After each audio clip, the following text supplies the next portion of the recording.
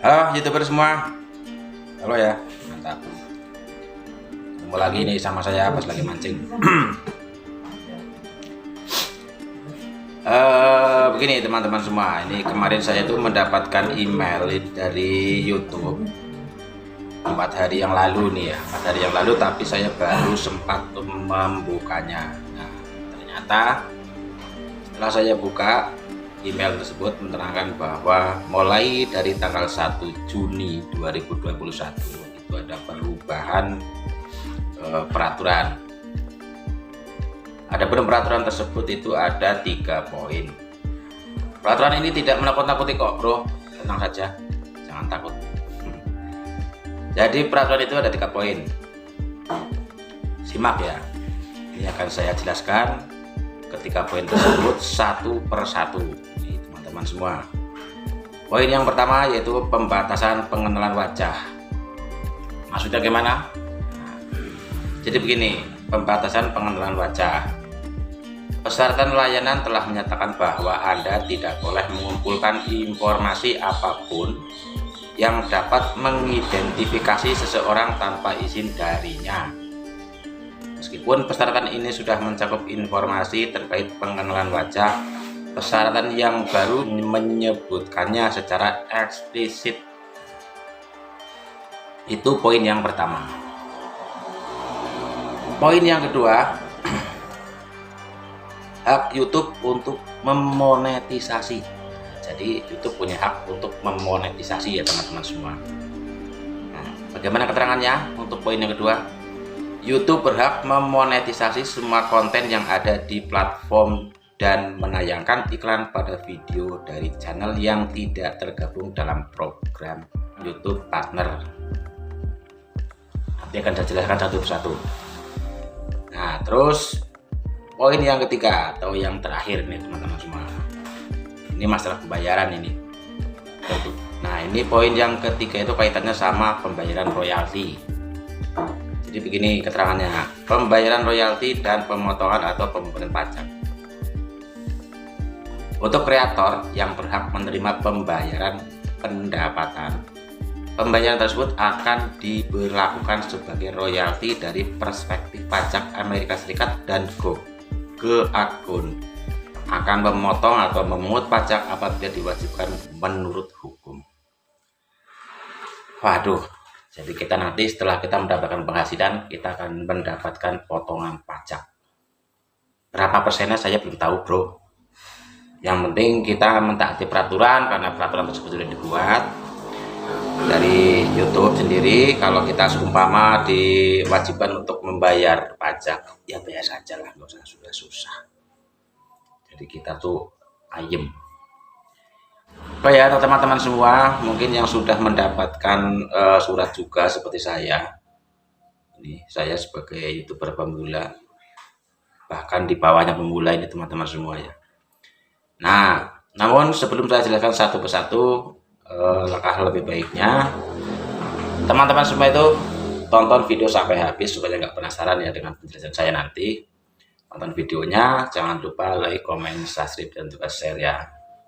Di-share apabila suka dengan video saya pas lagi mancing. Kalau konten saya yang sebenarnya itu adalah mancing, bro. Itu mancing. Ya mancing, kalau saya mancing tuh macam-macam, bro. Kadang di sungai besar, kadang di sungai kecil, kadang di selokan, kadang di kolam, dan juga mancing keributan.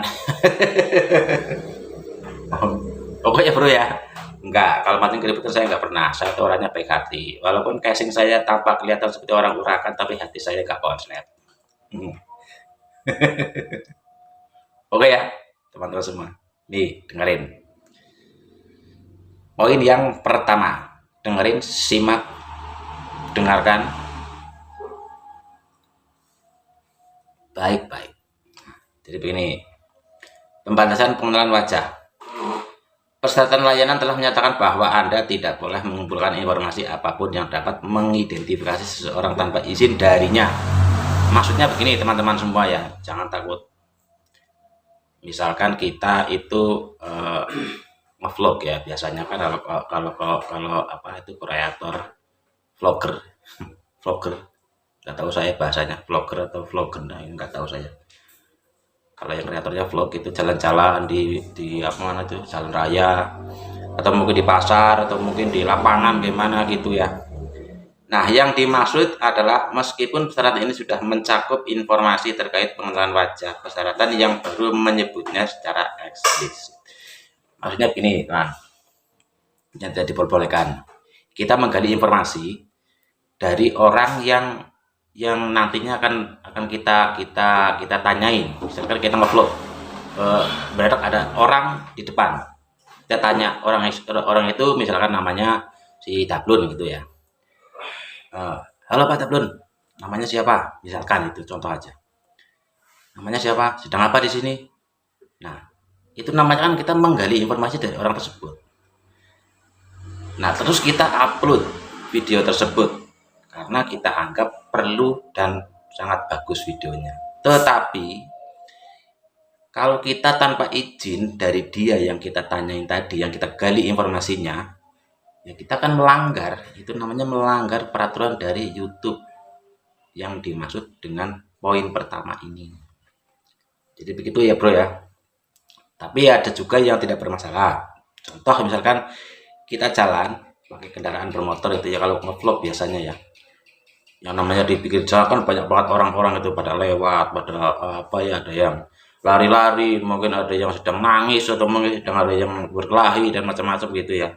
Tapi kalau kita tidak berhenti dan kita tidak menggali informasi ke orang tersebut, itu nggak masalah. Paham ya teman-teman semua ya? Oke, untuk poin yang kedua. Oh ya, poin yang pertama paham tadi ya? Oke, paham. Kalau nggak paham, tidur aja. Oke, untuk poin yang kedua, hak YouTube untuk memonetisasi. Wah, ini seru, asik ini teman-teman semua. Kalau kaitannya sama monetisasi, YouTuber manapun pasti suka. Waduh, ini channel saya sudah dimonetisasi. Nanti dapat penghasilan dari YouTube.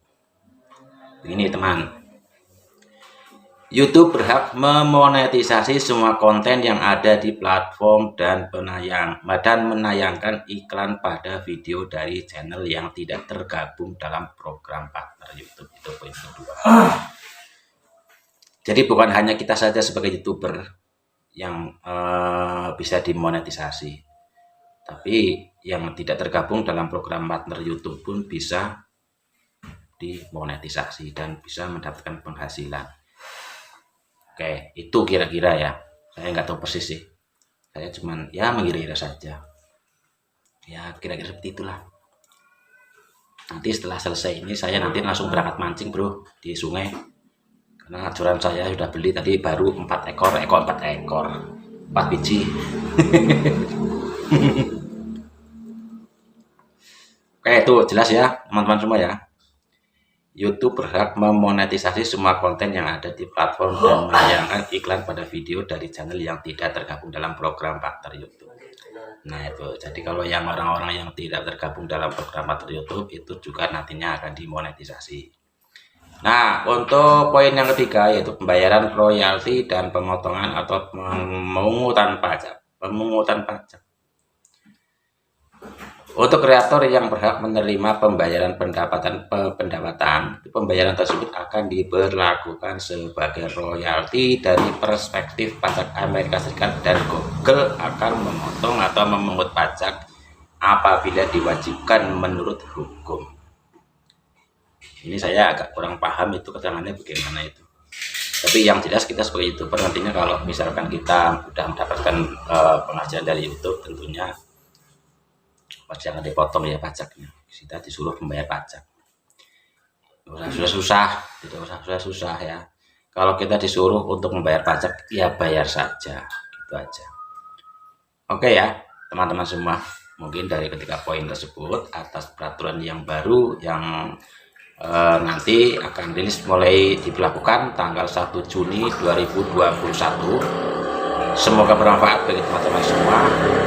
Dan semoga teman-teman semua itu, teman-teman YouTuber semua paham atas semua peraturan yang telah dibuat oleh pihak YouTube. Pihak YouTube itu memberikan peraturan itu yang terbaik untuk kita semua, supaya kita semua sebagai YouTuber itu tidak salah-salah. Bagus gitu ya. Oke ya teman-teman semua. Itu aja dari saya. Tetap bersama Abbas Lagi Mancing, tonton videonya Abbas Lagi Mancing. Di situ kontennya mancing, mancing, mancing, mancing, dan mancing terus di selokan, di sungai besar, sungai kecil, di kolam, bahkan kadang-kadang juga nyurikan di kolam tetangga.